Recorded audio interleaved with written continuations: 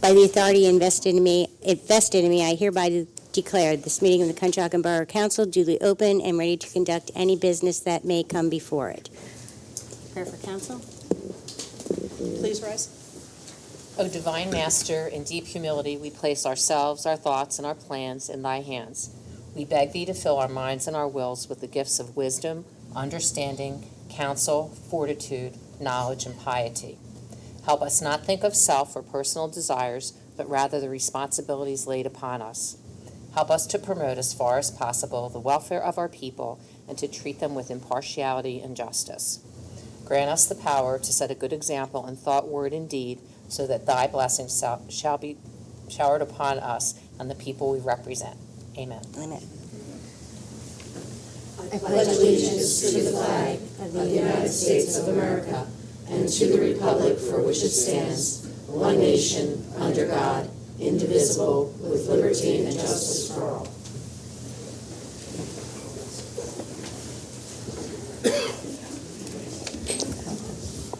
Roll call. Councilmember Totino? Present. Councilmember Griffin? Here.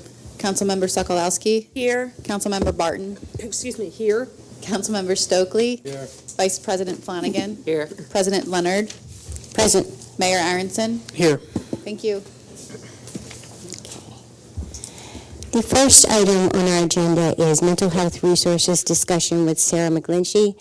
One of our residents, Sarah McGlinchey, was recently recognized by the Montgomery County for her work in suicide prevention and awareness. She was presented the Recovery and Resilience Award by the Montgomery County Department of Health and Human Services at a service on May 22nd. She is here today to talk about the upcoming mental health awareness events that she has organized for our residents. Thank you, Sarah. Come up to the podium. Thanks, Colleen. Thank You're you, welcome. Council.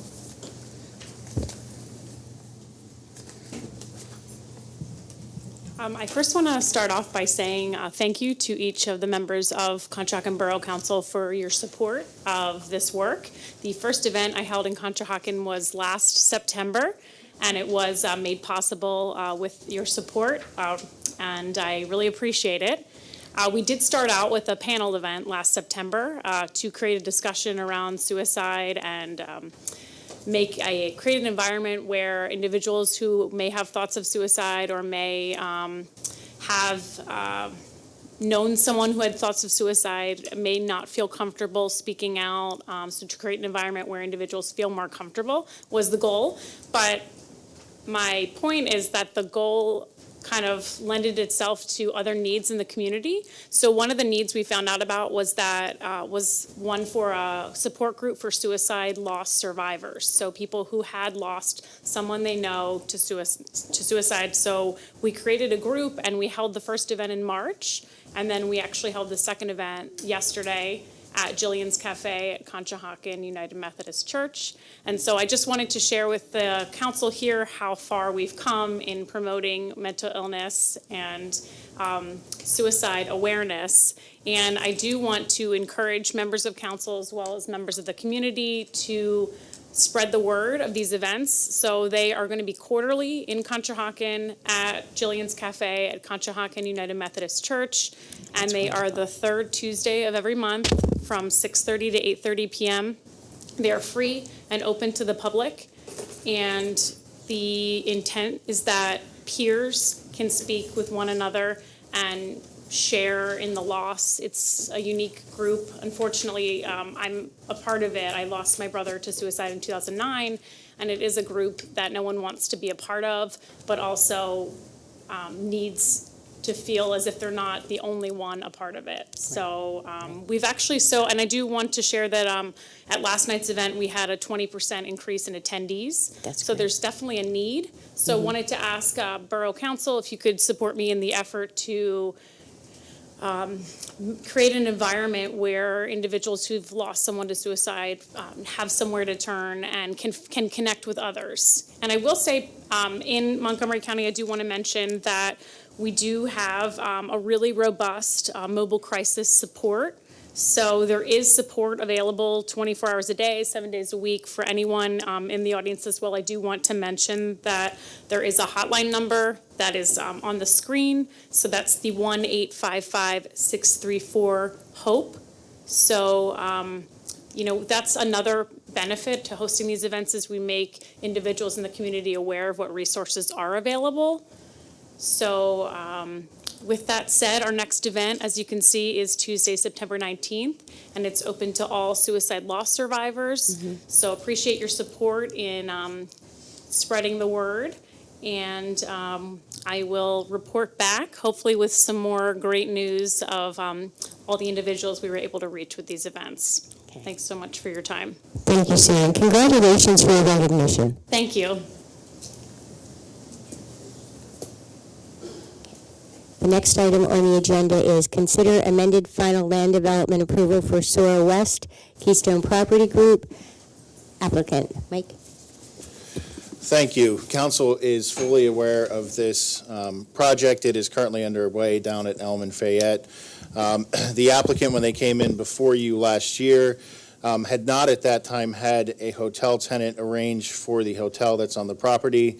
You approved by resolution number 27 of 2018 a land development that included that hotel, the office building, a parking area, a brew pub, and the public plaza area. Now that the applicant has a hotel tenant for the hotel building, they have come back in. There are a few minor modifications that need to occur with respect to the footprint of the building itself, very minor, but that still requires amended final land development approval. And there's one amendment to the waivers from section 22-404.2B. You previously granted a waiver to allow for a driveway with a width greater than 25 feet for the loading dock area along Robinson Alley, just to allow the trucks and other equipment to move around in that loading dock area. You had previously approved 43.6 feet. You're now being asked to approve 50.7 feet. If if council was so inclined, you would grant the resolution that's before you this evening.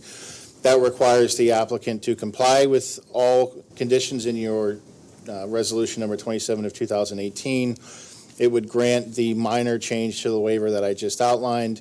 It would require compliance with the review letters of your borough engineer, your borough zoning officer, and your borough traffic engineer. It will require updating the agreements. So under the initial land development, we prepared land development agreements, stormwater agreements, a public plaza agreement, and a parking agreement. Some of those will need to be changed. Counsel for the applicant has already reached out to me indicating that we'll be getting those soon. So we should have no issue in terms of amending the agreements. It's just to reflect the new plans and the minor changes. The applicant would be required to update the opinion of probable cost just because the public improvements have changed slightly. Number 6 on your resolution, I just had an opportunity to speak with applicant's counsel, had required an easement from Washies for access to the unified development. It appears that the only time that access is actually needed on any portion that's not on the applicant's property itself is during construction. So my recommendation would be that we amend condition number 6 so that it read, the applicant shall obtain a construction easement as required. The applicant shall then obtain the approval of borough administration for a fence. So there's a fence along between the parking garage and Oak Street. It protects a stormwater best management practice that's there. The applicant has agreed to work with borough administration regarding the materials used for that fence, since it will be abutting a residential area. There were some recommendations made by the Montgomery County Planning Commission that borough administration disagreed with. So borough administration is now charged with approving the design of that fence. And then the applicant shall otherwise, all the stuff I usually put in, obtain all permits, get all outside agency approvals, satisfy any outstanding invoices, and then comply with the resolution. Counsel for the applicant is here. Your planning commission recommended approval of the amended final land development approval, and I'm sure that answer any questions you may have. Does anyone on council have any questions? Okay. So I would need a motion to approve the amended final land development application for the Sora West project. I'll make that motion. I'll second it. All recusing myself from the vote. All in favor? Aye. All opposed? Motion carries. Thank you. Thanks, Rob. Thank you. Welcome.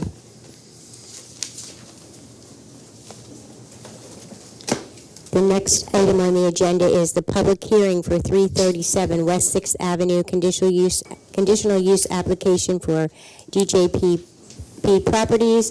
David Brasso is the applicant, Ms. Stetler and Mr. Peters. Ms. Stetler, if you could introduce the property. This is an application for 337 West 6th Avenue. Right now, it is a single-family detached dwelling. The developer, DJB Properties, is interested in demolishing the property in order to construct two single-family semi-detached dwellings on the site. The property was built in either 1950 or 1955, depending upon which source you look at. Therefore, it is subject to Part 19C of the zoning ordinance. It is over 50 years old. It is a single-family detached dwelling. There is an engineer's letter that was sent regarding the condition of the existing dwelling. Site plans were provided, a rendering of the type of dwelling, and photos of the existing conditions, which I believe Mr. Danik has. Mr. Danik and Mr. Brasso are here to present the project and ask for you and proceed with the conditional use. Council, I have three Borough exhibits that I'd like to introduce at this time. Borough Exhibit 1 is the application for conditional use and the written addendum that was attached there too. Borough 2 is the redacted agreement of sale for the property. Borough 3 is the Montgomery County property record sheet for the property. And B4 is the proof of publication. With that, I will turn it over to Attorney Danik. Good evening, Yeah. Council. I'm here with David Brasso. He is proposing to tear down an existing structure and build a set of twins with a parking pad in the rear. The sole reason why we're here is for the demolition of the property. And I think before I get too far, I'd like to just roll through the photos that we have so you can see the existing conditions.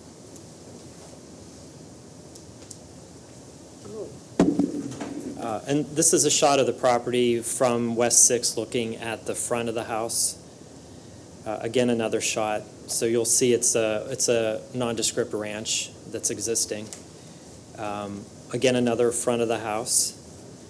Here you'll see in the soffit in the front of the house, it's falling through from water damage. This represents there's cracking along the foundation where the concrete stoop meets the front wall, and it looks like a stucco covering.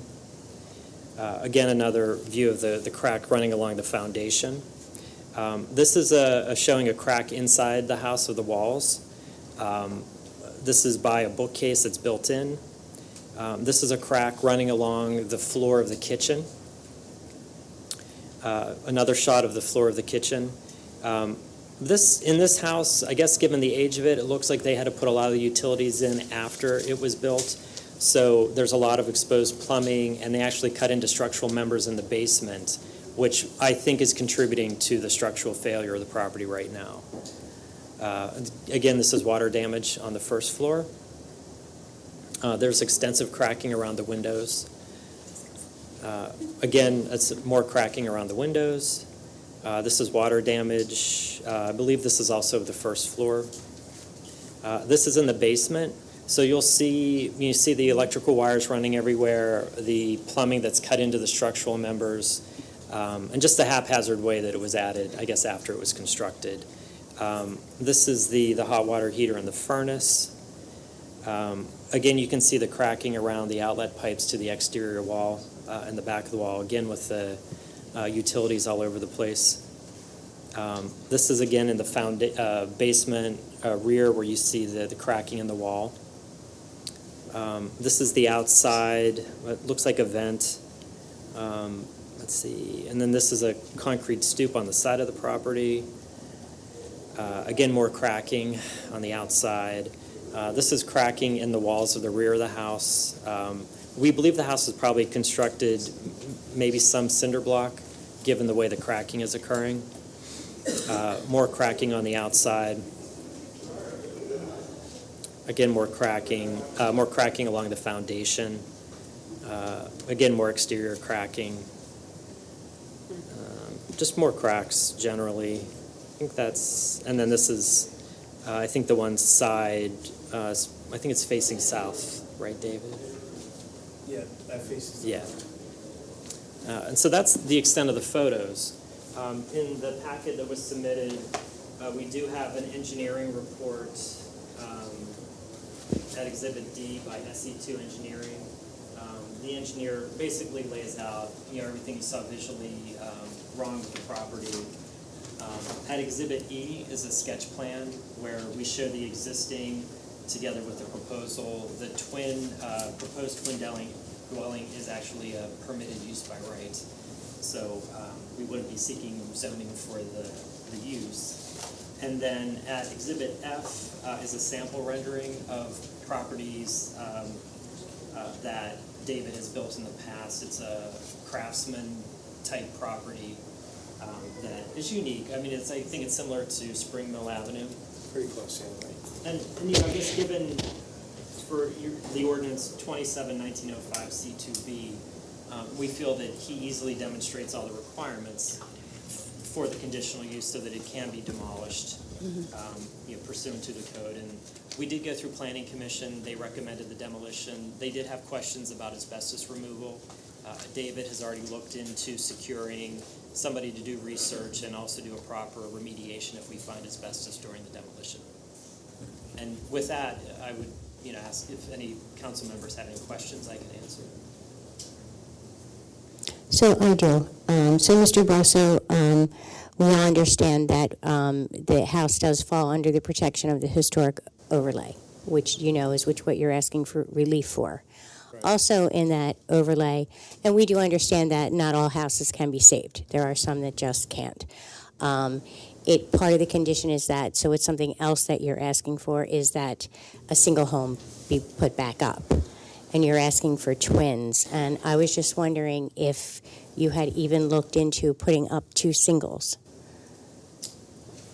I would prefer to do that, but I don't think the lot has the width. That's my question. Have you looked into it at all, or no? I haven't, because it's only a 60-foot wide lot, and you wouldn't Okay. have the required setbacks. I think you'd be asking for a lot of variances in order to squeeze in two singles in there. Mm-hmm.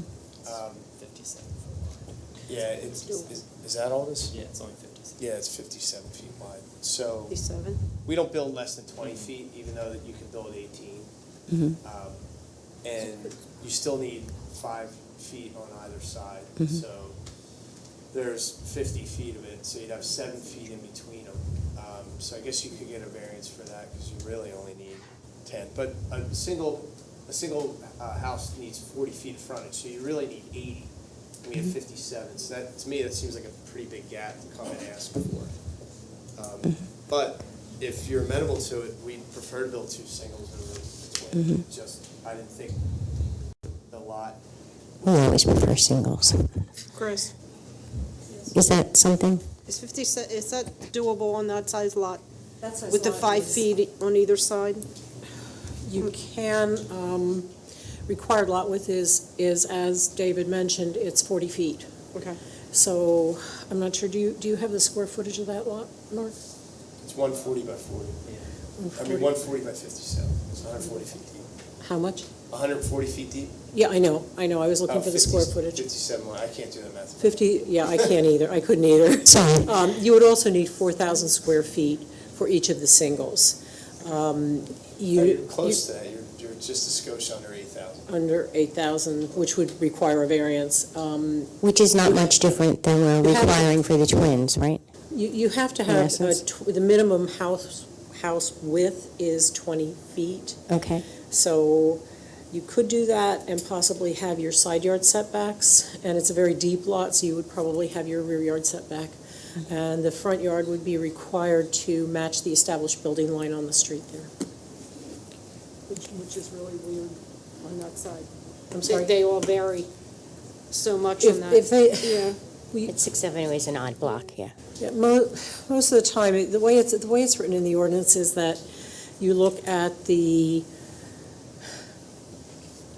established building line is that line, the setback of the majority of the houses on that particular side of the street.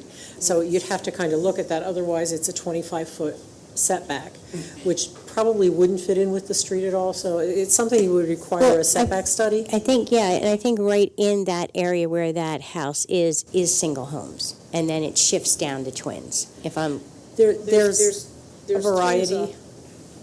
that are set down in. right, I know Yeah. those. And then there's And there's singles and singles then and twins. twins and, Yeah, I believe so. Everybody talk at once so that our Okay, vote for sorry. everybody.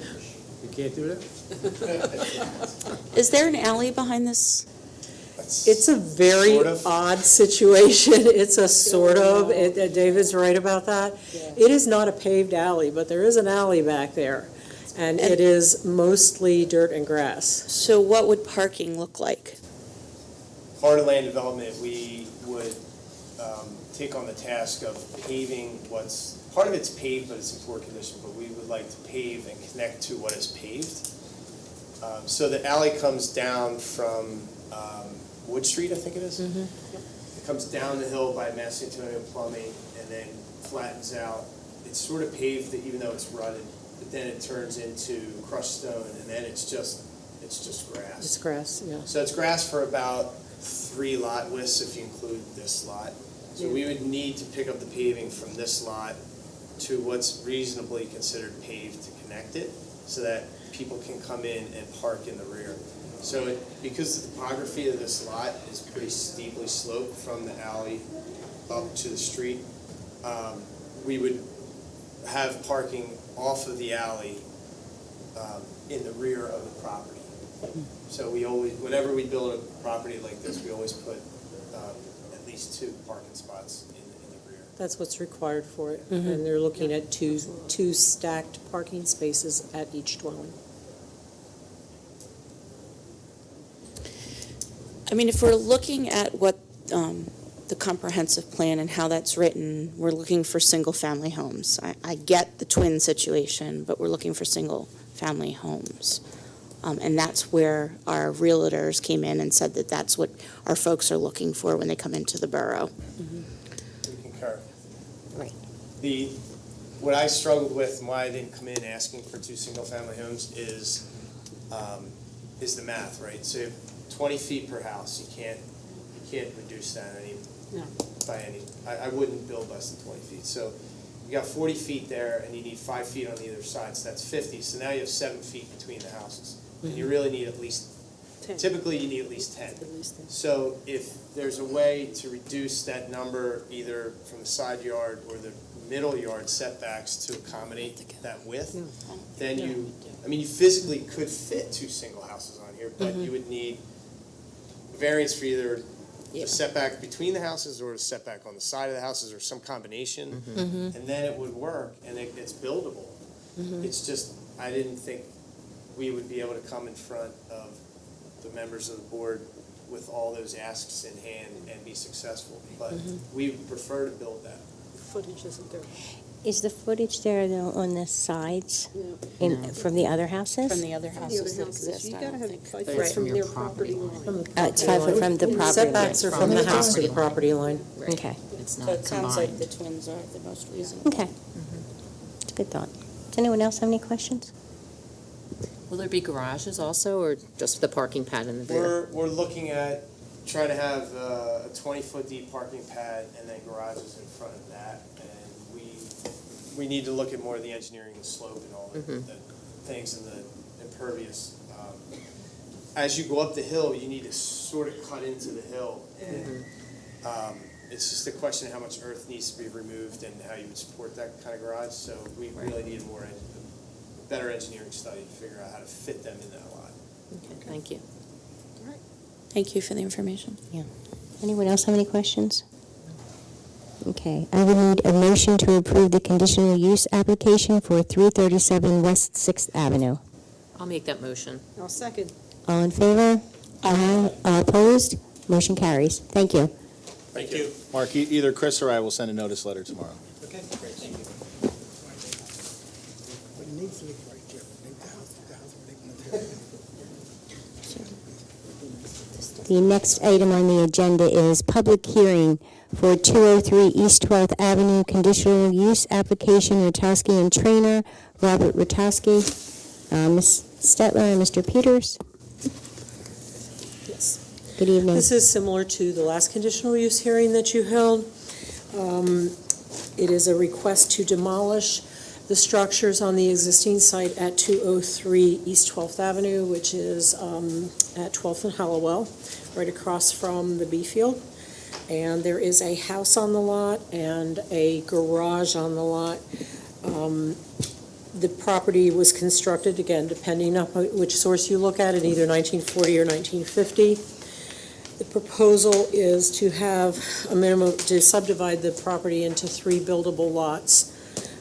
It's a little unclear whether the developer is going to be constructing those lots or selling them as buildable lots. There's a mix in the application. But because the property is over 50 years old, it requires conditional use approval. It is a single-family detached dwelling. It requires approval for demolition. Again, I will introduce a few Borough exhibits. Borough Exhibit 1 is the application and addendum.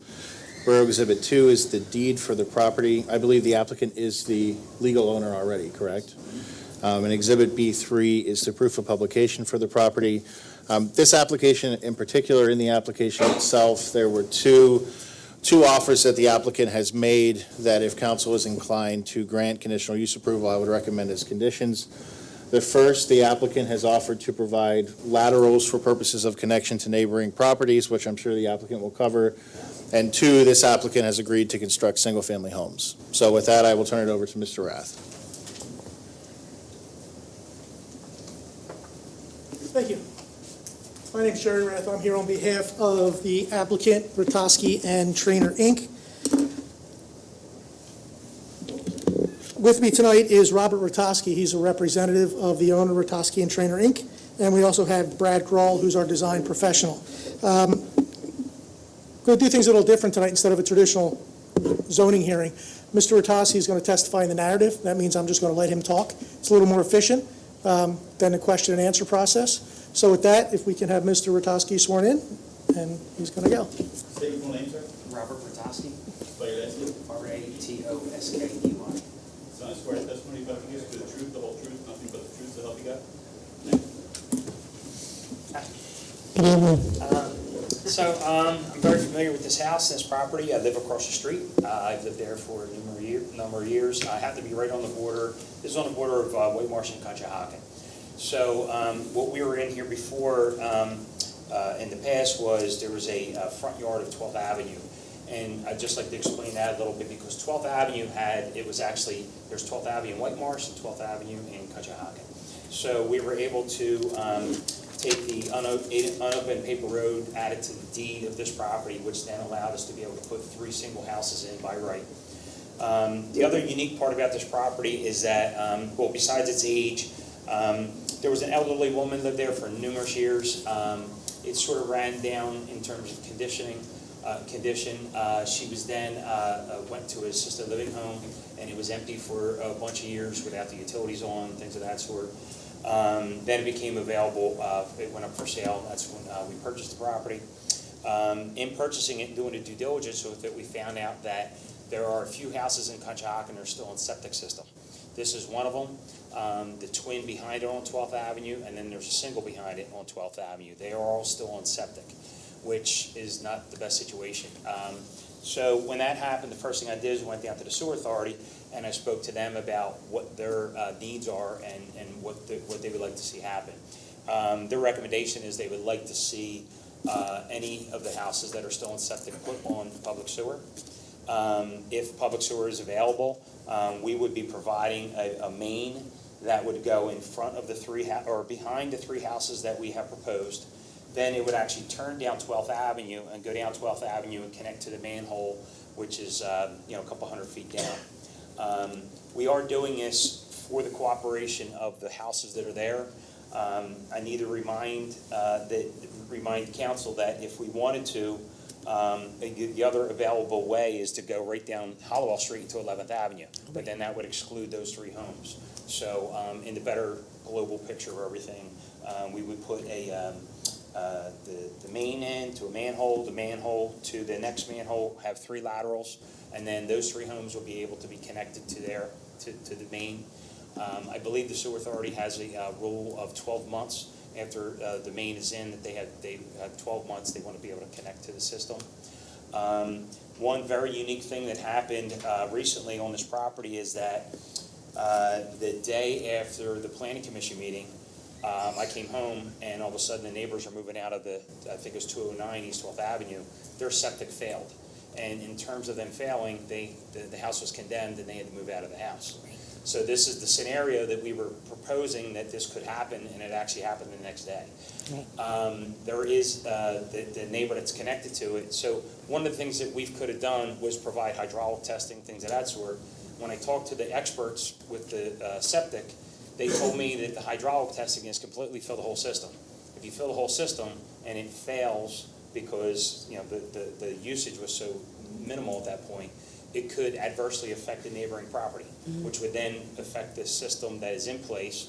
And they are very small lots next door. The two lanes are very small lots. And what I understand is the DEP, and I don't have the exact code in front of me, but you need to have decent-sized lots on undisturbed land to be able to have drainage fields and whatnot, and none of these lots are big enough for that. Right. So the repair, if one of these would fail, would be to actually put in a temporary system with a holding tank until another alternative would come up. And really, the only other alternative here would be to put a main in because there's absolutely not enough ground there. Right. So we could get into the particulars of the house, but I think that the idea that the house could be condemned because the septic would fail, I think satisfies the condition that for the demolition and to move forward. And it would be, I'm going to say a very good public improvement that's going on. It's a nice service to the borough. Now, Rob, that house is still condemned, isn't it? Correct. Yeah. Yeah, no one's moved in there since, yeah. There's a hole in the backyard. Yeah. It's a very sad situation, and then it was neighbors that rented there, but they had 24 hours to get out. I mean, to uproot your whole life in 24 hours is pretty devastating. Yeah. Does anyone on council have any questions? Just the idea of putting 3 lots, 3 singles, does that meet what how the block looks? And I know White Marsh has front parking, but the Conshohocken side doesn't, so Well, how there's would no that? houses on the Conshohocken side right now on Howell. The only other house is on 11th, which faces 11th. So these would all would be in unison with the whole street going down through the White Marsh area, correct? Yeah, so the whole White Marsh, they have driveways in the front, unless Right. you're on a corner lot. Also, the next one behind me, they have a 2-car garage, and that entrance is off of Hollowell. And then if you start going down the hill, they have an entrance off of For the Hollowell ones as on- well, going yeah. downhill to the left. So it is consistent with the neighborhood. We did discuss that at the planning commission as well. Right. And they felt it was consistent with the neighborhood. Yes. And I know you'll make them nice because you live there. They're right across. Do we know how many properties are left in the borough with septic? Do we have an inventory of that? Or does the sewer authority have it? Already does, these might be the few. My understanding was on the east side, this is it. On the west side, I think they said there might be one more, and I think it's back in that corner where, You like know 12th and Right. Forest and all comes in. I believe there's one more back there, but Okay. this almost doesn't. It's- Okay. yeah. Which will be nice. Anyone else have any questions? Okay, so I would need a motion to approve the conditional use application for 203 East 12th Avenue. With the two conditions. I'll do the second one. The 2 conditions for laterals to those homes that were identified during the testimony, and that the lots will be developed with single-family homes. And the applicant has agreed to those conditions, correct? Correct. Make that motion. Second. All in favor? Aye. All opposed? Motion carries. Thank you, Rob. You're good, thanks. I think we're next. Thank you. You're next. Yes. I shouldn't. Subdivision. Subdivision.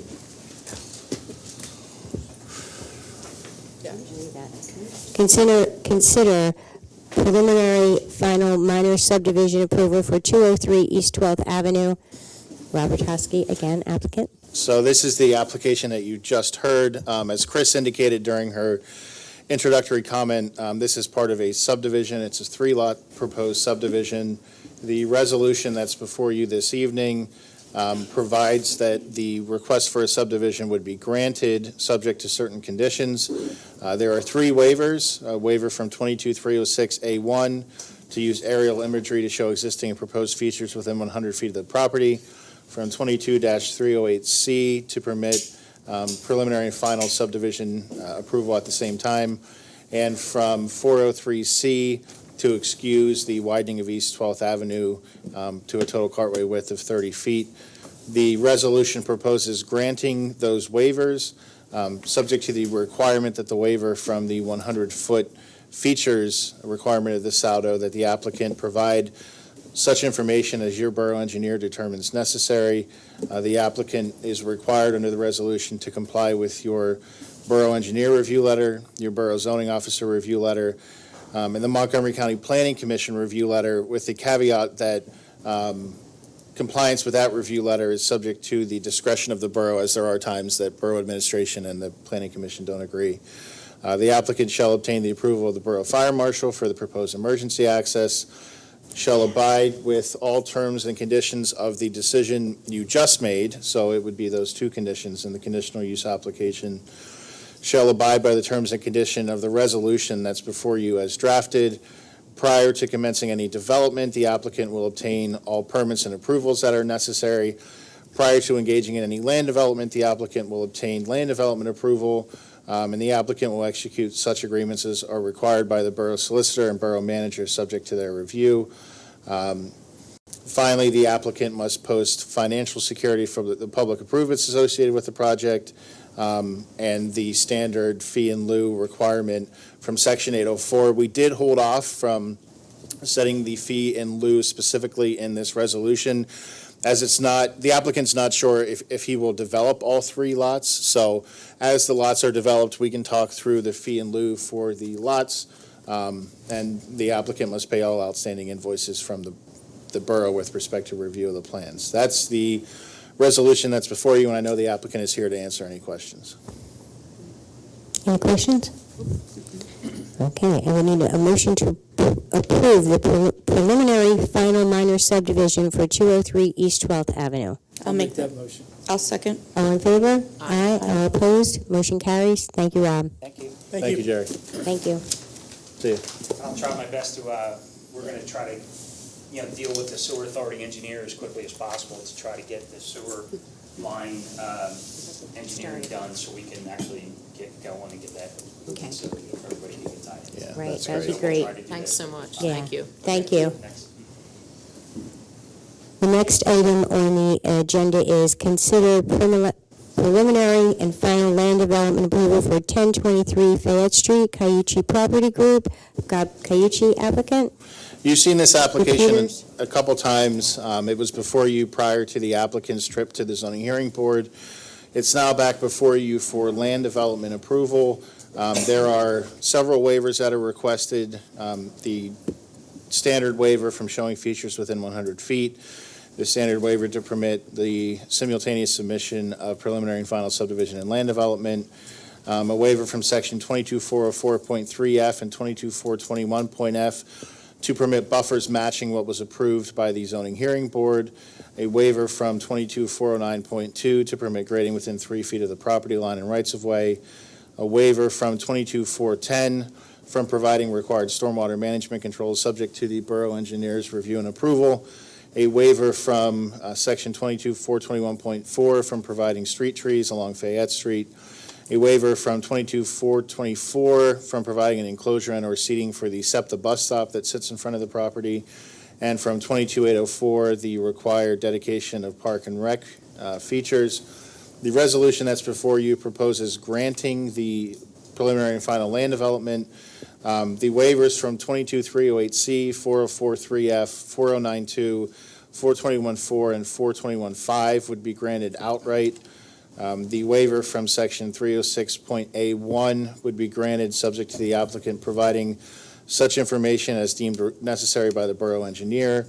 The waiver from 22410.4 from providing required stormwater management controls, again, is subject to the borough engineer's review and approval. The partial waiver would be granted for street trees along Fayette Street, The waiver from 424 for the SEPTA bus stop would be subject to the applicant working with Borough administration to determine a seating or other arrangement that would promote public transportation at that corner. The fee in lieu that's proposed in this resolution is $10,000, which is the same fee in lieu we've done for other commercial properties. And the applicant would comply with your Borough Engineer Review Letter, Borough Zoning Officer Review Letter, Borough Traffic Engineer Review Letter, the Montgomery County Planning Commission Review Letter, again, to the extent Borough administration requires. Approval would be obtained from the Borough Fire Marshal for the emergency access.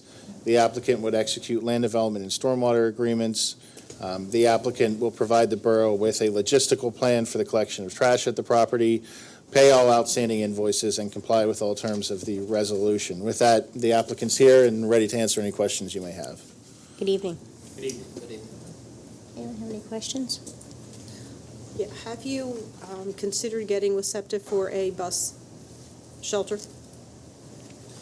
We haven't considered getting the shelter. There's really not enough space to fit that shelter between the street and the sidewalk. The option of a bench was brought up. My only concern is just liability issues. That bench would be right up on the curb, so any minor traffic incident could crush someone. They're so close to the curb. So I'm open to that. The other issue is just the liability if I build the bench, someone slips and falls off of the bench, how that works. If I own the bench, who owns the bench? SEPTA bus stations need to provide their own specific metal housing, so we wouldn't be building that. There's just really not enough space there. I guess my concern is we're trying to promote walkability and the use of public transportation, and that is a SEPTA stop. So if we're looking at promoting that, some type of weather barrier would be nice to have, but I don't know is it a SEPTA thing that we would go to them about versus the owner of the property? It is.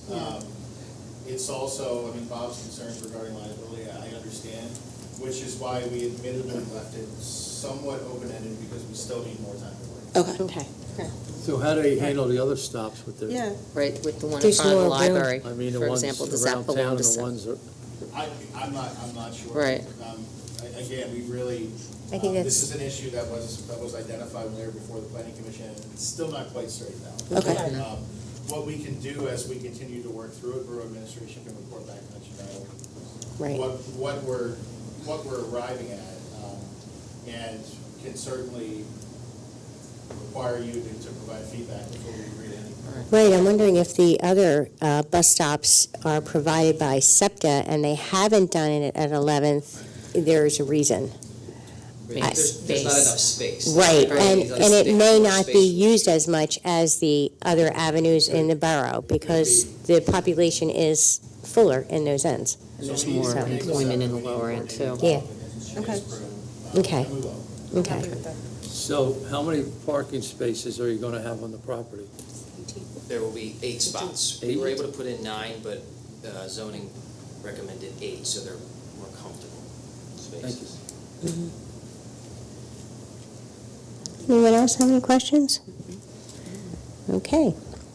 So I need a motion to approve the preliminary final land development for 1023 Fayette Street. I'll make that motion. I'll second it. All in favor? Aye. All opposed? Motion carries. Thank you very much. Thank you very much. Thanks. The next item on the agenda is the active shooter emergency management drill update. Ray Sokolowski, Executive Director of Operations. There he is.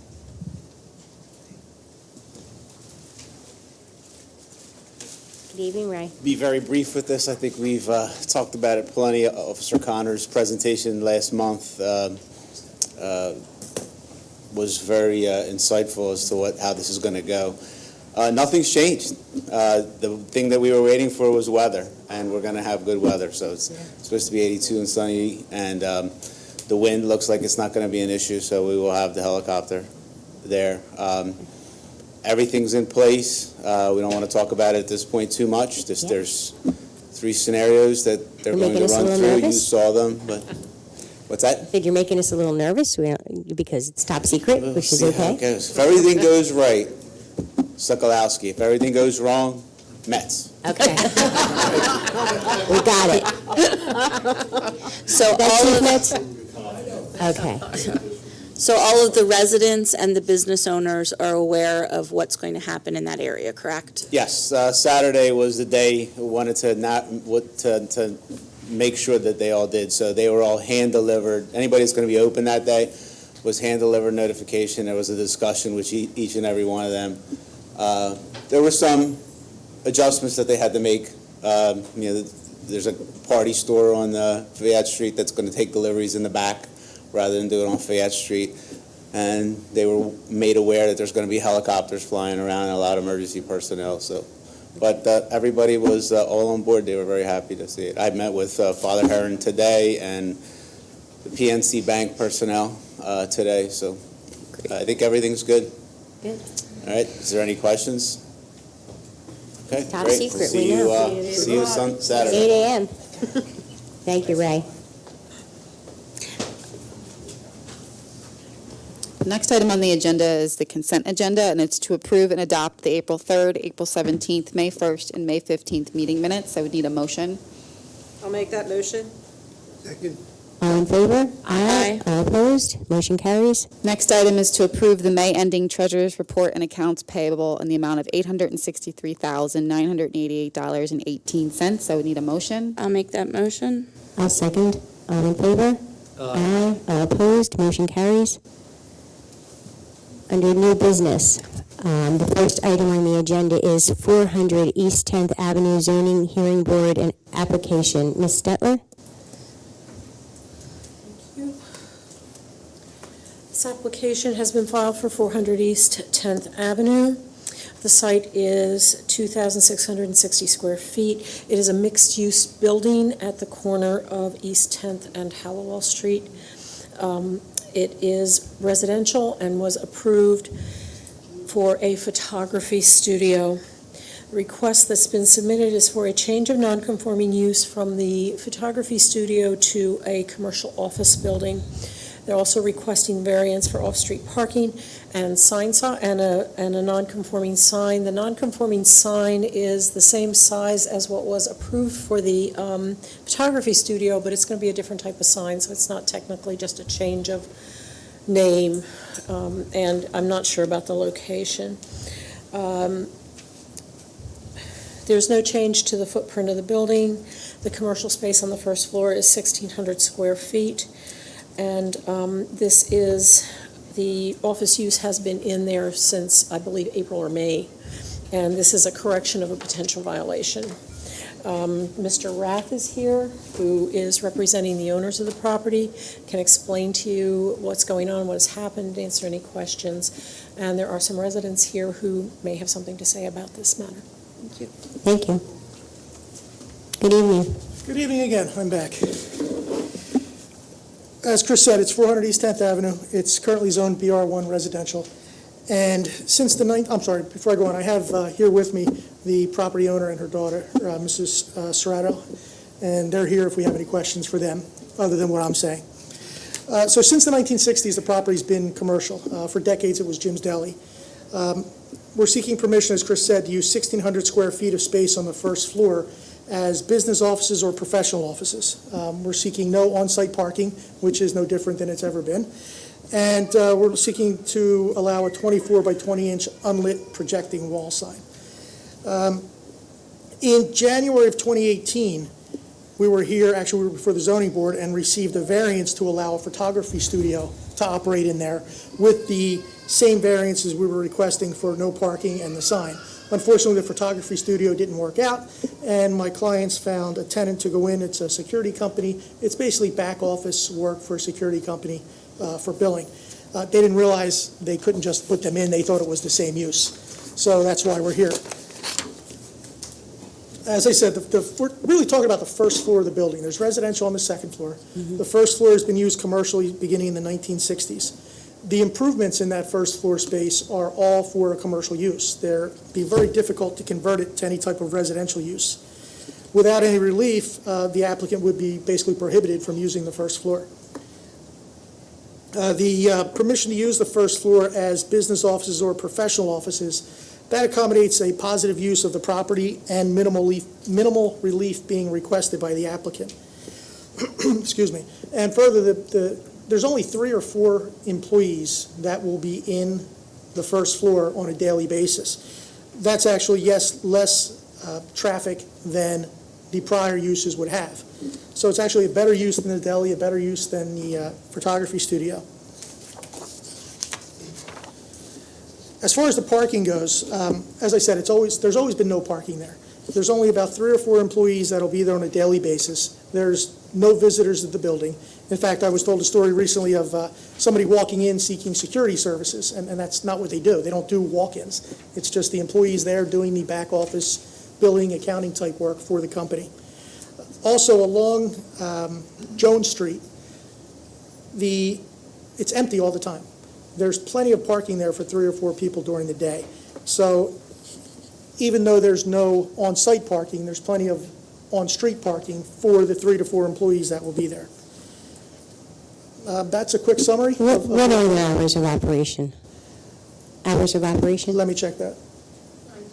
9 to 5. 9 to 5, okay. How many apartments are on the second floor and the 2. third floor? 2 apartments with how many cars, do you think? I don't- One, they're single-bedroom apartments, or? And we're not changing that at all. That's going to stay the No, same. but you're adding to it, is what you're doing. I'm sorry? You're adding to it. The building is adding more parking, Well, Or it's- requiring more? requiring more parking. It's adding more required parking, but Yes. the use is not Right, needing more parking. right. Our point is, it's actually going to be less than the prior uses would be. So there's a grass area in the back of the building. I'm sorry, I couldn't hear you. Grass area in the back of the building. Yes, there is. You could probably park 2 cars back there. I At least bel- one. It used to be a garage. That's Right. correct. There is, So there could be some parking on site. I think the issue there would be impervious coverage would be a problem, because then almost the entire lot's covered now, and that would take away the little impervious that's left. Well, we could look in, would you be interested in looking into that? Um, I rode by it today. I think. I mean, it was covered before. It was a huge garage that sat there. Okay. Well, at this point, since it is grass, we would Right. need to get a variance for that. And I'm sorry, Mr. Stokely, your question again? Would we, To put a couple cars back there. when we did look at it, and aside from the variance issue, the width of it is very tight for 2 cars. It would probably only allow parking for 1, even if we did do it. It's And one car will get off the street. I'm sorry? It's 1 car will get off the street. Right, but as I said earlier, it's no different than when it was the deli, and there's parking there all the time. In fact, we have a picture, I didn't have time to get pictures tonight, but from the last time we were here, we went down and just took pictures, and it shows from 10th Avenue to 11th Avenue, no cars at all on Jones Street. I have to agree with you. There was no Right. cars there today. So, I mean, I don't go by it every day, but Right. today, there's a lot of parking there. right, and that's why we think turning some small part of the property into parking isn't really necessary. So what's the hours of the operation? 9 to 5. 9 to 5, okay. So I do understand that there is open parking on the street there, but I do also, for the concern of the residents in that neighborhood, and I know for most people, and probably council, they think that, especially in those areas where we are, parking isn't as bad as it is in other areas. But with that being said, it is a residential area, and a lot of the residential areas in Conshohocken have lost that luxury. It's not bad parking there, I get that, but I get the residents' concerns because this is what we have happening now. So in another avenue, we have a business in a residential area. We waived off-street parking. Fine, it's a residential area. Now that business wants no parking signs up. So who's to say in 3 years something else doesn't go in there and they say, well, the residents are parking and we have no parking for our business? It's a residential area. I want it to stay that way. So it is a concern. I understand it for our residents. And if there is any way to do any off-street parking, it's a big deal. I recognize the concern, and as you said, in this area of the borough, it's unfortunately not an issue, and I recognize that It you're isn't saying now, it's not. and I want to But- protect that. Understand. Well, That's because it happens. I think your ordinances already do protect that, because we can't come in here and demand on-street reserved parking. That's up to you to provide that if we do it, so if Right, but that's then our it problem, becomes that's- another issue in the borough. This is, one wants this one wants that. I want to protect it now. I just want to protect our parking. It's a big deal in all the neighborhoods, so. I also want to be careful of the statement of it's no different from the use that it was in the past. Our landscape has changed, and even though in the past there was a thriving deli and other things there, our landscape has changed. So we want to be careful that we don't use those historical terms, because that's not what our landscape is today. Understood. I said that simply to show that the prior use was much more intense. Right. This is a much more passive use, frankly, more amenable to the neighborhood, And to I a residential appreciate that. neighborhood. Yes, but who's to say in 5 years it will be that? So that's my goal on protection, so. Does anyone else have any questions? Okay. Okay, thank you for your presentation. Thank you. Thank you. Thank you. President Leonard, I'd just like to bring to your attention that we were provided numerous Right. testimonies from residents, specifically Charles and Elizabeth Kelly, Susan Thompson, and Marianne Cook, who are unable to be here tonight, who expressed their opposition to this particular application. Okay, so is that something that we can pass on to? Yes, To yes, zoning? you'll get a copy and Okay. we'll pass on to the zoning hearing board, who will be making a decision, hearing the application and making a decision. Okay. And you want to do public comment? We're going to do these. Okay. So I'm going to just ask everyone who comes up for public comment this evening, we are going to hold it to a approximate 2-minute time, and one time only. Good evening, Betsy. If you could state your name and address. Betsy Horning, 404 East 10th Avenue. You saved me some time from reading the letters that my neighbors Yes, had given to me. I saw them. Thank you. You said the operation hours are 9 to 5. That is not correct. They're there till 7, 8 o'clock. They're there 7 days a week and holidays. You did your drive-by today, Bob? It's a good day to do drive-by because 6 of my neighbors are on vacation. So 6 cars are not around, and then my car was in the shop for inspection. So you picked a good day to drive by because there was missing 7 cars. The letter written by Marianne Cook lists several concerns, one of them being safety. Did you get electrical permits and plumbing permits when you upgraded the first floor?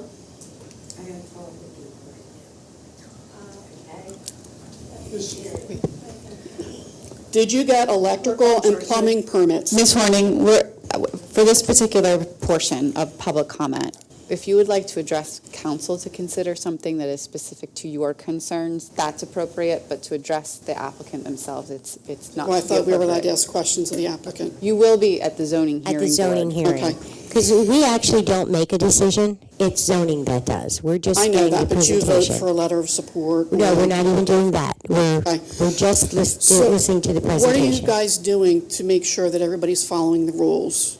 With businesses opening without UNOs, without proper inspections, Well, getting permits? For that, we do appreciate the neighbors letting us know when something like that occurs. It's not something that happens very often, I don't think. Yeah, Mrs. Horning, I mean, we've talked numerous times, Yes, and we I have. appreciate your feedback, and it's actually brought to light a staff meeting, an administrative meeting, and we've gone back and forth, so it's been a great dialogue. Yes, I think that in this particular instance, I will defend our staff and our administration that we do run a very thorough operation. Do we sometimes miss some things? Yes. But in this particular instance, we issued a zoning violation. We are working with the lawyer to schedule the UNO and searched our archives for any information that you asked that was pertinent to your right to know. Right. So I think that it's an exhibit of the relationship that exists between the residents and the administration that was But positive. so right now, there's no consequences for not following the borough ordinances or anything? Well, there was a zoning violation issued, and what was brought to light is now they have to actually, so they were operating a business, and now they have to go to zoning, so they were basically operating at their own risk. But there's no financial consequences currently? Not yet. Currently, no. Okay. Yeah. doesn't mean in the future there wouldn't have been if they didn't comply. So, all right, thank you, Betsy. Okay, the next item on the agenda is 544 East Elm Street, zoning hearing board application. Ms. Stetler?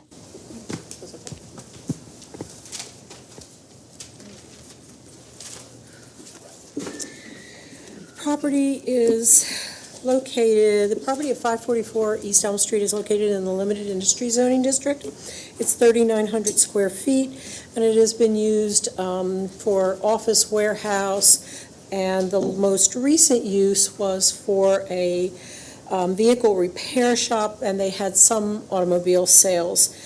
This use moved out roughly 6 years ago, and the building has been vacant. The owner indicates that he has had for sale signs out there, used several realtors, and has not until recently had any person interested in leasing the space. The request is for a change of non-conforming use.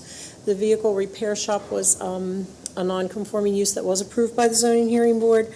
The proposed use is a specialty gym, and they are asking for a special exception or in the alternate a variance. They're also asking for a variance for off-street parking. There is no parking on this site at all. It's there might be one little space to pull in, or you'd have to go into the building, so there isn't a way to put additional off-street parking at this site. Mr. Careless is here, who is the attorney for the applicant, and he can explain the situation further. Good evening. Thank you, Chris, and good evening. I do have my client here with me, Mr. Colin Whitney. As Chris mentioned, we are seeking relief to operate a specialty gym. It's a powerlifting gym, and the distinction there to keep in mind is that this is not going to be an LA Fitness or a Superfit or something. It's a very focused membership base. So if you're familiar, when gyms open up, the drive is to get as many people signed up for the gym as you possibly can, to have as many people as customers. That's not the goal here. People want to come to this gym who want to power lift. Not people like me, but people look like him would go to the gym. So it's just something to keep in mind here. There may be a few pieces of cardio equipment, but it'd be free weights in there and people who primarily know what they're doing that go in there and are going to train, for an hour, maybe maximum, and leave. So if you're familiar with this site, but I can just show you real quick. I'm sure you're familiar with this site. 544 East Elm is right here, just to orient members of the public.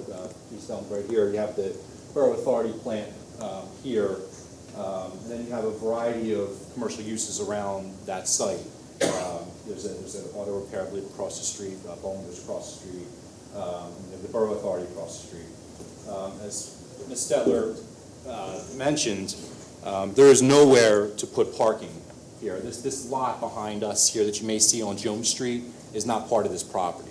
I don't know who owns that side, but that's not, I don't even think there's a curb cut there, but there's no space even in the back to put a car if you wanted to. So the takeaway there is that even the permitted uses under this zoning wouldn't be able to park under even the use regulations. It's a unique property. So we, as Chris mentioned, we are going to ask for a special exception. That'll be up for the zoning hearing board to decide whether, we've abandoned or the length of time has caused an abandonment of the nonconformity. In the alternative, we are seeking the use variance. We think it's a good use for this area. It's a place of exercise, a place of well-being. The property's been vacant, so we think it would be an upgrade to the area. Again, I remember the membership base. When are the peak hours? When are people going to be there? Between 5 and 8 p.m. is the peak hour. Now, when you have powerlifters, what I'm told by my client is what you would expect is no more than maybe 10 people over the course of that 3-hour stretch. So that seems to be, and then off-peak, 8 a.m. to 4 p.m., maybe 10 people throughout that entire stretch, so maybe a little over one person an hour coming in there. I drove by the site tonight, and we actually, at the zoning hearing, we will present pictures at different points, different days, different times. It's not a crowded street. It's not a residential street.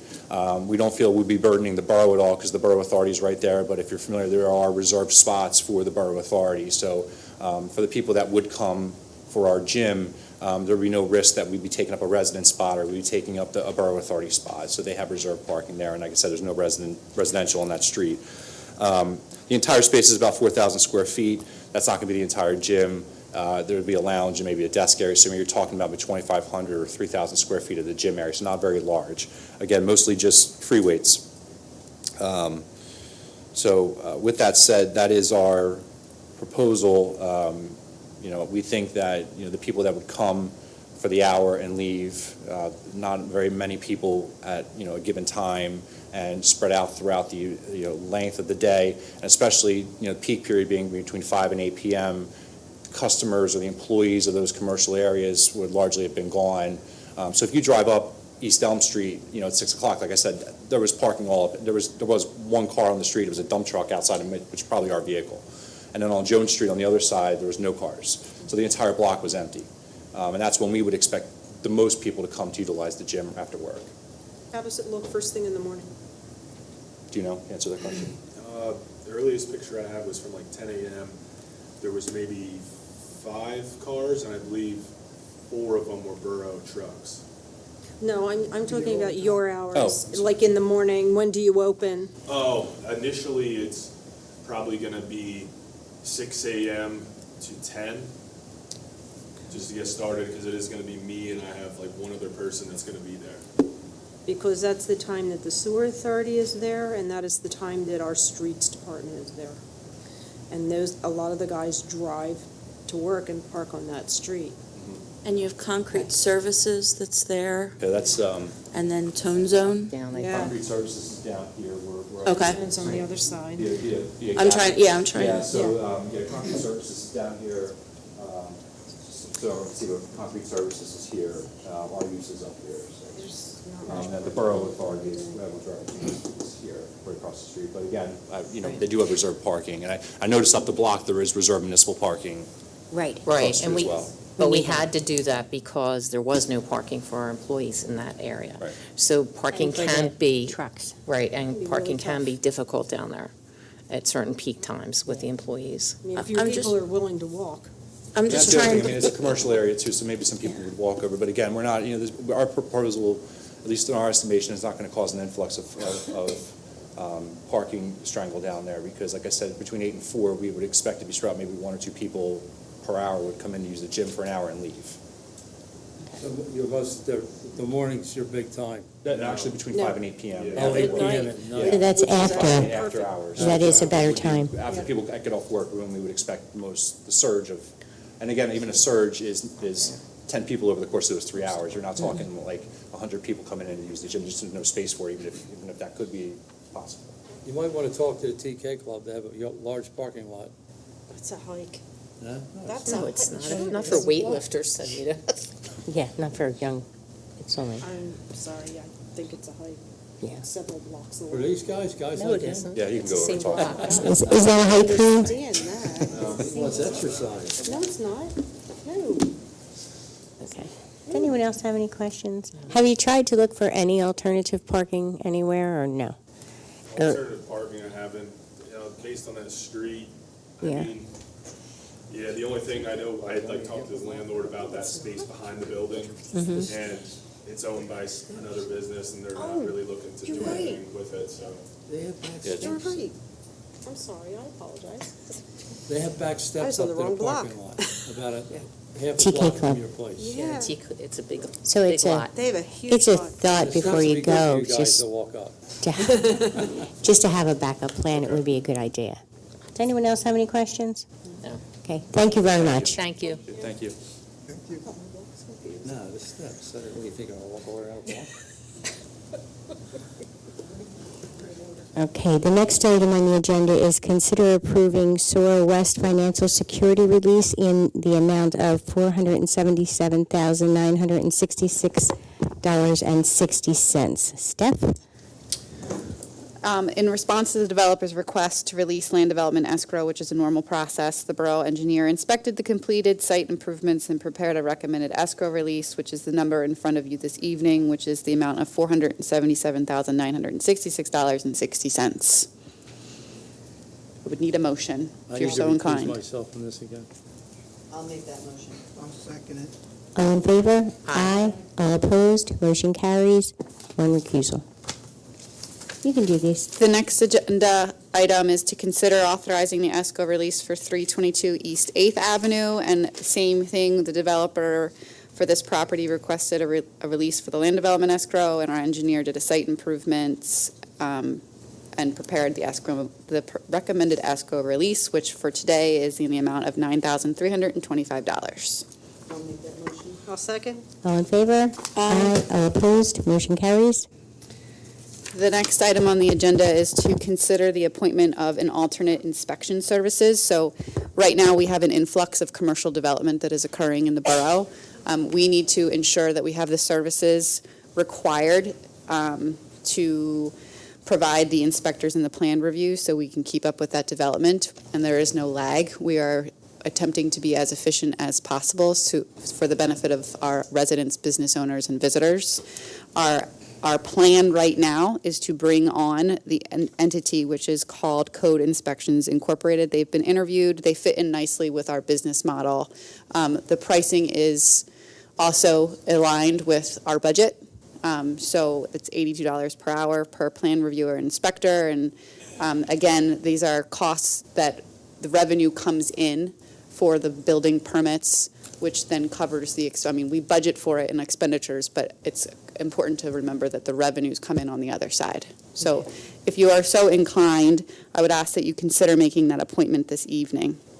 So this supplements our existing team so that Correct. we can meet the needs of the community as we continue to grow with these projects, correct? That's a much better way of putting it than I did, yes. Okay, thank you. Yep. I will make the motion. I'll second. All in favor? Aye. All opposed? Motion carries. The next item on the agenda is to consider approving Resolution 2019-14, committing to a 100% clean, renewable energy future. I'll make that motion. All in favor? Aye. All opposed? Motion carries. I know there's a bunch of people in the audience, Yeah, I so was gonna say. congratulations.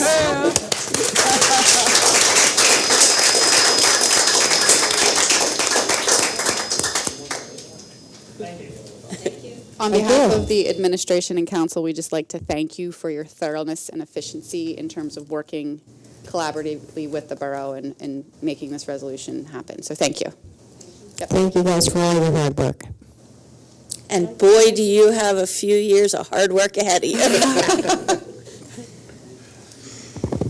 Mr. Peters, if you want to hit on agenda item B. Sure. At your work session, we hit briefly on 126 and 130 West Fifth Avenue.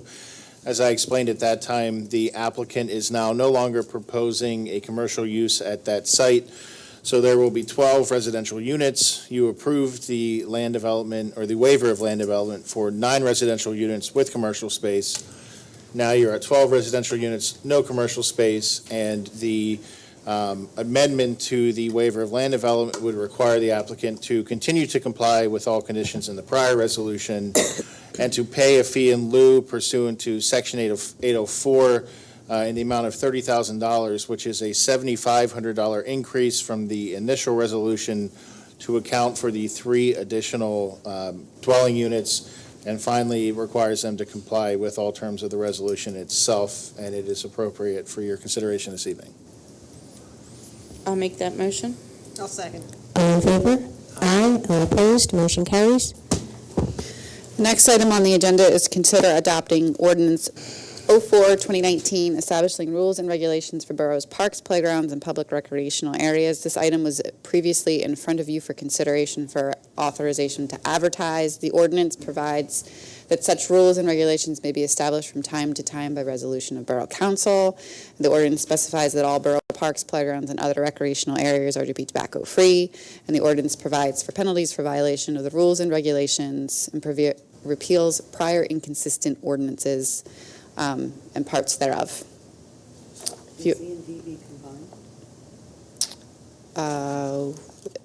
I think based on the fact that this is an ordinance and then the resolution specifies the specific rules, that we should do them separately.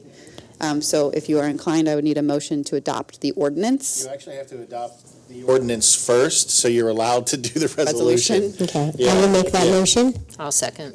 All in favor? Aye. All opposed? Motion carries. And then the last item on the agenda is consider approving Resolution 2019-16, which then establishes the rules and regulations. Those rules and regulations are to prohibit the use of tobacco, to bring, allow, or to, that is unlawful to bring, allow, or permit any dog or other animal except where designated as dog-friendly, to prohibit alcoholic beverages.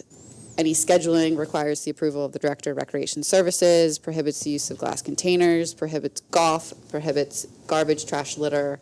Similar matter, prohibits bicycles on basketball courts or playgrounds, prohibits skateboards on basketball courts or playgrounds, prohibits motor vehicles without permission, prohibits the use of grill or grilling instruments using charcoal, wood, or similar fuel sources, wearing helmets on park equipment, except where it's required for a medical condition and or disability.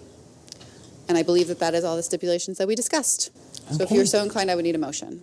I'll make that motion. Second. All in favor? Aye. All opposed? Motion carries.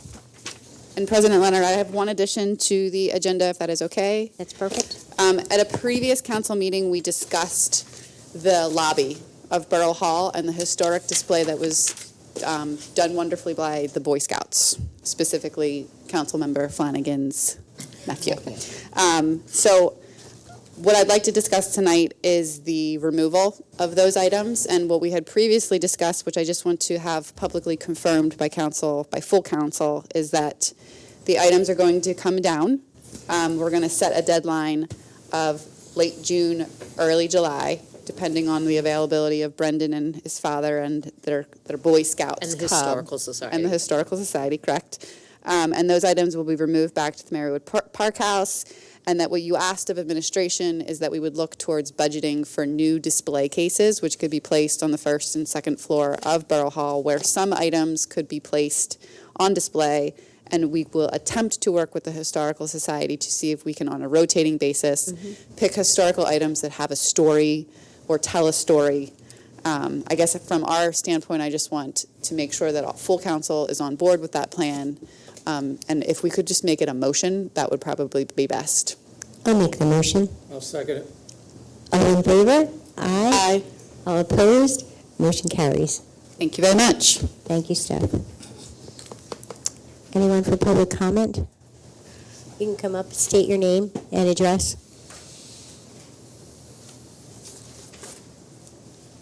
Good evening. Good evening. My name is Mike Maycoid. I live at 112 West 9th Avenue with my wife Danielle and our 4 children. We have 2 sets of twins, David and Anthony, age 10, and Vincent Noel, who will turn 8 on Friday. We've lived in our home for 10 years next month, and if you follow Country Stuff on Twitter or Facebook, you probably recognize it. It's the brick house that's decorated with my wife, the art teachers, witches, and all the Halloween decorations of the fall. Brian usually makes a point to stop by and snaps a picture. I grew up in the Black Horse section of Plymouth Township near JFK Park, and I'm a 94 graduate of Kennedy Kenrick. Excluding 4 years from 2001 to 2005, when I lived in Atlanta, Georgia, and northern New Jersey, I've spent most of my life in the shadow of the trash to steam plant. I know it's not on the agenda, but I'd like to have this put forward for consideration. I remember my father and other residents of Plymouth attending meetings in the late 80s and voicing their concerns when the plant was first proposed. Until last week, however, I hadn't given it much thought. If you were in town on Tuesday, June 11th, it's likely that you smelled whatever emissions the wind was driving from the Covanta stack. After the facility experienced a serious malfunction, its second in 6 months. I was working from my home office with the windows open, and I experienced a sore throat and a headache from what can only be described as an overpowering, acrid, burnt plastic-like odor. Fortunately for me, my symptoms cleared up quickly once I shut all of my windows. Others were affected much worse, with cases of sinusitis, upper respiratory infections, and more. These are being documented and collected by an online survey. My U.S. mail letter carrier, Chris, if you live on the Upper Avenue, some of you may know him. He got a megadose of whatever was in the air that day, and he had to leave his route early and go home due to nausea and lightheadedness. Per the DEP's initial report, Covanta attests that no trash was being burned after the plant malfunction, and during the heating up phase for their incinerator number 1, between 2:30 a.m. and 12:30 p.m. on Tuesday, when most of the residents' complaints were filed. Regardless, while the plant was coming back online, something was spewed into the air over our town that wasn't healthy. This point cannot be argued. We have multiple timestamp pictures showing a large plume of smoke coming from the Covanta stack. If you were here that day, you inhaled it, as did outdoor workers, neighbors, and our children, including my twin 7-year-olds, Vincent and Noel, at Conshohocken Elementary. You may already know that according to the EPA, the Covanta facility is the largest air polluter in Montgomery County. The EPA has repeatedly fined the plant for violations of the Clean Air Act. I could run down the lengthy list of known carcinogens that emanate from the Covanta plant during its normal operations. If I'm a Covanta Public Affairs or Corporate Communications representative and I were here, I'm certain they'd attempt to counter with an equally lengthy list of polished talking points and rebuttals. I'd like to take things in a different direction, though. Instead of highlighting all the emissions, facts, and figures, which we can certainly provide for review, I'd instead call your attention to something that was told to me by a representative of the PA DEP who's investigating last week's incident. She told me that for a plant such as the Covanta facility, there is a reasonable expectation for one major malfunction to knock it 100% offline once every 10 to 15 years. Again, once every 10 to 15 years. The Covanta plant in Plymouth has experienced 2 major malfunctions that have brought it down within the past 6 months. One in December and one in last week. Based on reports from our neighbors near Caldwell Lane and Plymouth Township, we believe there are other unreported malfunctions that have taken the plant offline, possibly one taking place last October. To our council members, in my 10 years as a resident of the borough, I've rarely involved myself in politics, other than to contact Councilman Stokely about the potholes in the alley used for the car line behind Country Elementary. Thank you, Bob. You did that real quick. Don't need to pay for an alignment. It's good stuff. We're very fortunate to have great public servants representing us in this town. The issue with the Covanta plant has me, along with many others, very concerned, however. I was happy to hear from Borough Manager Steph Checco on Monday that you're banding together with the elected representatives in Plymouth and West Conshohocken, and you may be taking a tour of the facility before considering a contract extension. I know the risks if we should choose not to renew the borough contract with Covanta, that they may just truck in waste from another far-flung location, so we still have to live with the plant in our backyard. When you visit the plant, I'm certain Covanta will roll out the red carpet. I'm sure their PR and operations management team will present very convincing arguments that all their problems are solved and no future malfunctions are to be expected. Keep in mind, however, that facility has been in operation since February of 1992. As we get closer of its expected service life, which is right around 30 years, give or take, depending upon operating conditions and maintenance, I can only wonder how much duct tape and wire might be holding things together behind the scenes as Covanta works to extend just a few more contracts with local municipalities to get the greatest possible return from that facility. 2 major malfunctions in 6 months make this a very reasonable concern. After the December malfunction, I learned that Covanta's follow-up report to the DEP indicated 0 emissions during their heating up phase, per their continuous emissions monitoring system data. Covanta self-reports, so this isn't really surprising. DEP has required Covanta to provide the same data for last week's malfunction. Don't be surprised if Covanta tells you not to believe your own sense of smell and that their emissions were safe and in compliance with regulatory guidelines. I believe I speak for many of your constituents when I ask that the borough not extend its contract with Covanta. Regardless of any assurances they make now or in the near future, I, along with many others, do not view the plant as a good corporate neighbor, deserving of our business. Even if Conshohocken loses some leverage in not being a customer and has to pay slightly higher costs to ship our trash to another facility, it's better than being a party to the poisoning of our air above our own community, putting residents' health and well-being at risk. To Covanta, in light of your 2 recent malfunctions, I say this: fool us once, shame on you. Fool us twice, get out of our town. Thank you. Thank you.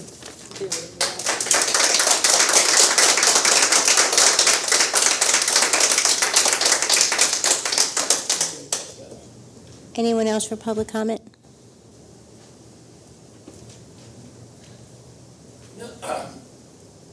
Hi, my name is Doreen. I'm sorry. Hang on, Kev. Kevin, I'll call you up as soon as she's done. Thank you. My name is Doreen Peterson. I live at 224 East 9th Ave. I had no intentions of getting up here, but I would just like to say that Mike did a very nice, thorough job, and I completely agree with him.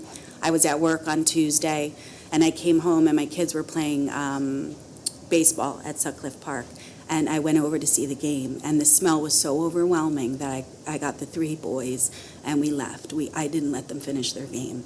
When I got home, I started to feel very sick, and I was sick for a few days, and I went to the urgent care on Friday, and I was given 3 different medications.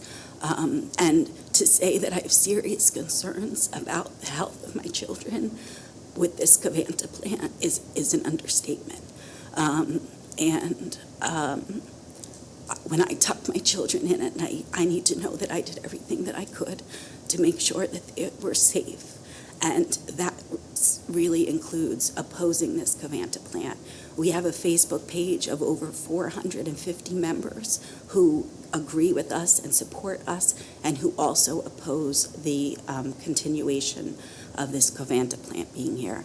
As Mike spoke about the malfunctions, the shutdowns, the violations of the emissions reports, those are extremely concerning to me, and I hate public speaking, but the only thing I hate more than that is knowing that I didn't do everything that I could to make sure my kids are safe when I took them in at night. So, thank you. Thank you.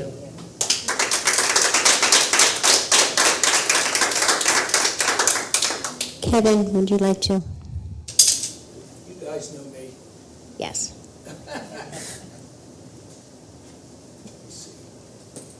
Right there. There you go. You're good right there, Kevin. Stay straight. There's a mic right in front of you. Go ahead. Here's the mic. We can hear you. Oh, okay. You're good. I'm Kevin Lukens. I live at 207 East 8th Avenue, Conshohocken. Yes, I did experience that smell from last week. And when I did, I didn't think anything of it. My neighbor came over to me. She says, "Geez, are you all right? Is the house on fire?" I said, "No, I don't think so." And I want to use this as a chair if this is... It is a chair, Kevin. Go ahead. You got it? There you go. Okay, I didn't realize, and I looked in, and I have these alarms in my house that will go off. You know, they're like these 10-year alarms, you know, they'll go off when there's smoke and all that. And I didn't smell anything in the house. I did smell it, and I thought, I didn't know where it was coming from. But that's good record. If the borough does not keep this plant in this town, and if they get a new plant or use another type of, maybe the borough can advise that plant to say, you know, let people know, okay, you're going to have a stench in the air because of this or that or whatever. I mean, let the people know that there's going to be some unusual stench or whatever you want to call it. That way people will know what the heck is going on and there won't be so much of a panic. Mm-hmm. Now, that man read that thing well, but I don't have too much to say, but you got to, I think, like I said, if we get a new plant, even if we keep the old plant, advise the people in the plant, hey, if something happens, let people know beforehand that this is going to occur or this might occur. Mm-hmm. That way, like I said, there won't be such a panic in the air. Okay? Thank you very much. Thank you, Kevin. Thank you, Kevin. So, Kevin, you do know the 3 municipalities, Conshohocken, Plymouth, and White Marsh, are West Country, are working on communicating with them on plans for things like that. That's good because... And we are all also aware that this is not Conshohocken, it's Plymouth, correct? That's right. Went in Conshohocken. No, the plan itself is Plymouth. I'm not... Okay.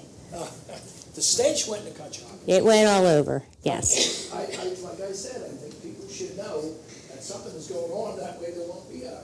You're correct. Does anyone else have public comment?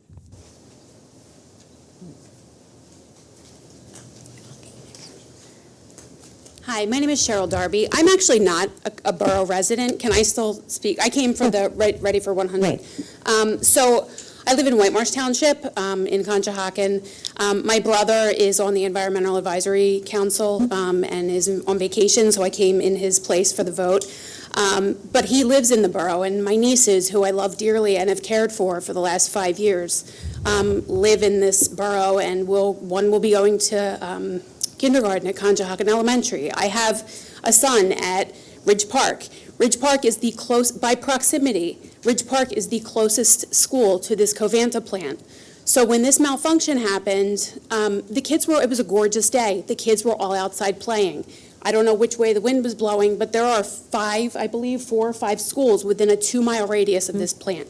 That is, as a mother, that is horrifying that this toxic just mess is in the air, and we have schools, the children breathing this air. It's horrifying. And again, two malfunctions in 6 months. It's nearing the end of its life. It needs to be done. So, and I would please ask you to consider the proximity of these schools to this plant, and these children that are outside playing and being children, and they're breathing this air, and again, Mike has children, I have children, I'm sure many of the people in this room have small children. It's terrifying, horrifying to think that my son is just outside being a kid at school and he's breathing in this toxic air. So, thank you. Thank you very much.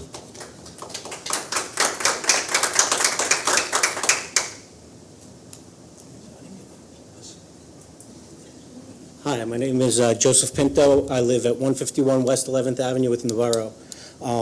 And I was working from home on that Tuesday. I'm just going to basically emphasize some points that Mike made earlier. Because my daughter was graduating from CES, graduating, get promotion. So that day I was working from home with the windows open. It was started out rainy, but if you remember, it was a nice breezy day with the wind coming directly from that direction. On the top floor of my house, you're probably familiar with it, on the 11th and Maple, it's got 3 floors. From my daughter's bedroom, I could see the stack just about at eye level of the Covanta plant. And the smoke that was coming out of the stack was blowing directly at the house. I mean, it was visually, you could see the smoke coming directly at me. I was nauseated and got sinusitis and everything else. The point I want to make is that I filed a complaint with the Pennsylvania Department of Environmental Protection. Apparently they got in touch with Covanta, who denied that the smell was coming from their plant. So I just want to emphasize that, the eyes don't lie. You're all welcome to come up to my daughter's bedroom, and one day the next malfunction, hopefully not soon, and you could see the smoke coming directly at the house. So I have pictures and video of this event if it helps with, documenting. I think they did, the DEP did come back and say that after the second time that, yes, it was from them. I got a letter from them. I think several people got sort of a template saying that it was uncertain whether it was, because there was no trash burning that day and all that. Right, that it was electrical. Okay, that's all. I just wanted to lend my support to that cause. Thank you. Thank you. Anyone else for public comment?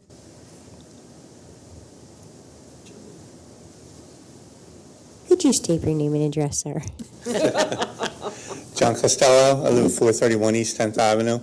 And on a different subject, I thought about it when the gentleman was up here talking about 400 East 10th Avenue, and Bob mentioned about the all-street parking. And he said about the impervious coverage. Right. Doing stone for the all-street parking would help with the impervious coverage versus paving it, because that'll let the water run through. There you go. Okay. So that's a thought to encourage all-street parking and using stone. Okay. So that's it. Got that John, the problem is they don't do the stone properly. Smush it down. And what happens is when cars leave the carport, the stones are all over the alley. And when a storm comes, they wash down the alley. So if we allow that, they have to do it properly. Well, yeah, I'm just Even saying. pavers you could put down. Yeah, there's pavers you could get I that really would. recommend asphalt. Right. But it is a good thought. Yeah. Thank you. Okay. Thank you, John. Thank you, John. Mayor Aronson? So as a EAC member, I want to thank council for passing the Ready for 100 resolution today. It was a long labor of love for the EAC. It was a lot of work. It involved quite a bit of debate with administration and council and the public. So I thank everyone here for putting in the time and effort for such a wonderful cause. I also, we had our dog park committee meeting yesterday, and the committee would like to hold a public roundtable to discuss one, ways to promote the dog park committee itself, and two, necessary changes or revisions to our application process or to the parks themselves. They would like to hold that on August 20th and wanted to get your approval to have that discussion Where would you like to have it? in the community center. It would be actually in lieu of the next dog park meeting in August. So that's something that we can all discuss. And we have a little bit of time to do that, so we can do that. But it's a good idea. Yep. And that's it. Thank you. Okay, thank you. Thank you. Mr. Stokely? I have nothing tonight. No alleys? No, I'll wait for that. I'm not ready You're yet. bad. Stop it.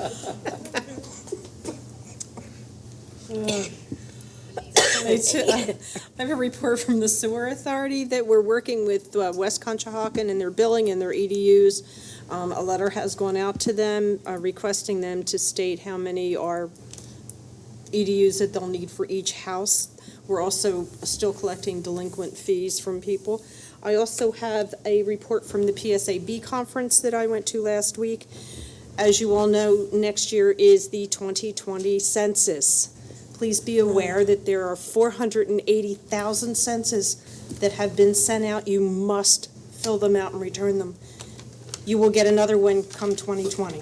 So it has started, it's up and running, and have fun with it. Okay? During the conference, we also passed several resolutions. Two of them regarding the right to know. That from the right to knows to be excluded from the request are all personal information, and for municipalities to be able to recruit monies from people who repeatedly ask for information from us because of the labor and the time that is used to gather this information. Also, to clarify those definitions of a harassment or an overburden or vexation by a specific person.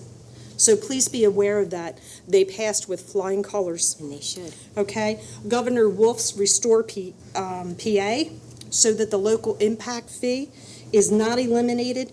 These fees are distributed throughout the state, mostly for infrastructure, and mainly come from the Marcellus Shale. Okay?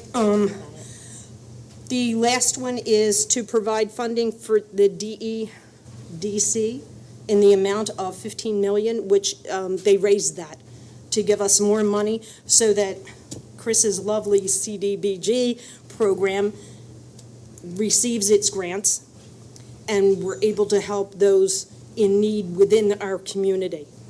So they were a few of the things that we did. Regarding the right to know, please limit what you ask for and make it so that it is not personal, but it is of an important information that you need. Thank you. So Anita, this was the Pennsylvania State Association of Boroughs. And they are the ones who create Pennsylvania Borough Code and the regs within the Borough Code? We pass the resolutions that go on to the House and the Senate, and the House and the Senate, actually the Senate gets it first, the House gets it second, and all the resolutions have to pass through those two entities before they become law. So we are looking to, we asked again for the radar, and I think this is our 13th year of asking for it. There is a bill in the House at the moment for that. So we are pushing things through. Things have gotten done, but there's just so much out there. Yeah. There really is. Thanks. Tina?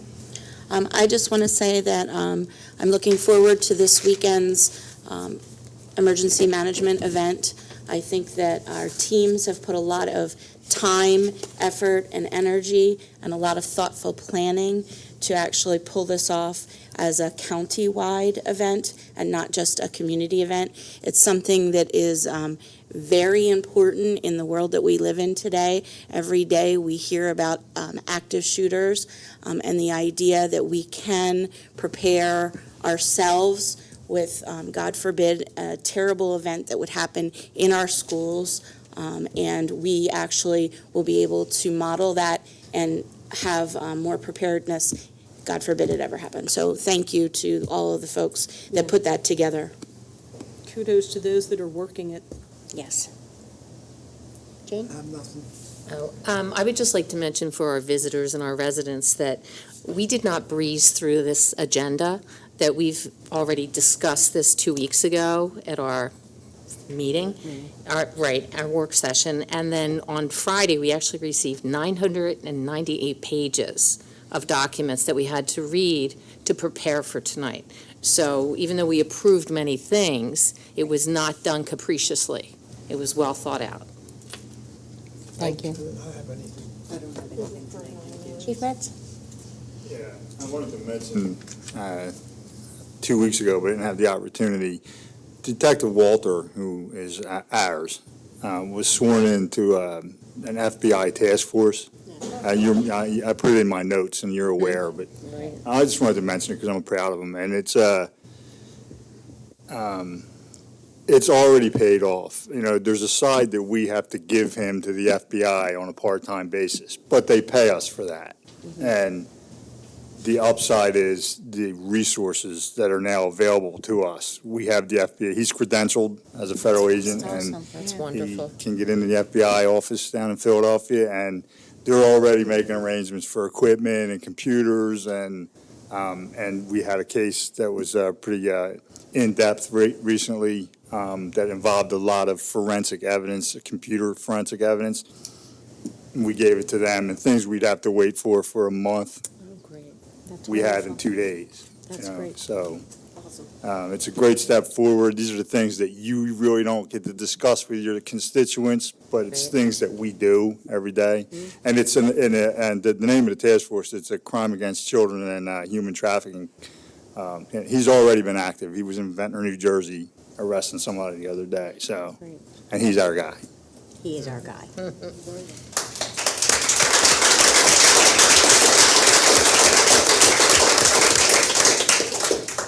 Anything else? Everybody's good? Good. Meeting adjourned.